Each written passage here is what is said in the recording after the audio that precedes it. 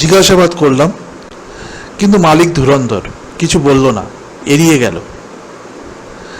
কায়রোর এক ইন্সপেক্টরও এসেছিলেন শুনলাম, তার এক দোভাষীকে নিয়ে। বাপরে, এ খবরও রেখেছেন দেখছি। আপনার নেটওয়ার্ক তো বেশ স্ট্রং। আবার একটু মুচকি হাসি দিয়ে বিদিশা বললেন, আর কি মনে হলো? দেখুন, শুধু ইজিপশীয় ইন্সপেক্টর এবং দোভাষী নয়, আমিও গেছিলাম সেখানে, তবে তেমন কিছু বেরোয়নি। আর এর সাথে, মানে এই খুনের সাথে চুরিটার কোনো সম্পর্ক আছে কি না তাও জানতে পারিনি। মানে সেরকম কোনো লিঙ্ক এখনো পাইনি।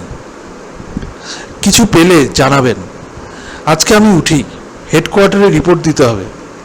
আচ্ছা, আজকে চলে যাচ্ছেন? হ্যাঁ। বিদিশা উঠে দাঁড়িয়ে বললেন, কিছু জানলে জানাবেন, কিন্তু আপনিও জানাবেন। আপনার নেটওয়ার্ক আমার থেকেও স্ট্রং, বলে মিস্টার রয় একটি অর্থপূর্ণ হাসি দিলেন। ধন্যবাদ। দুজনের চোখাচোখি হলো এবং তারপরে বিদিশা হাসি মুখে চলে গেল। মিস্টার রয় ভাবলেন, শেষ প্রশ্নটা যেন অনেকটা আবদারের মতো শোনালো। স্মার্ট মেয়ে। স্যার, গায়ত্রী ম্যাডাম এসছেন। আচমকা সম্বিত ফিরে পেল মিস্টার রয়। বিদিশাকে নিয়ে কথা ভাবতে ভাবতে গিয়ে গায়ত্রী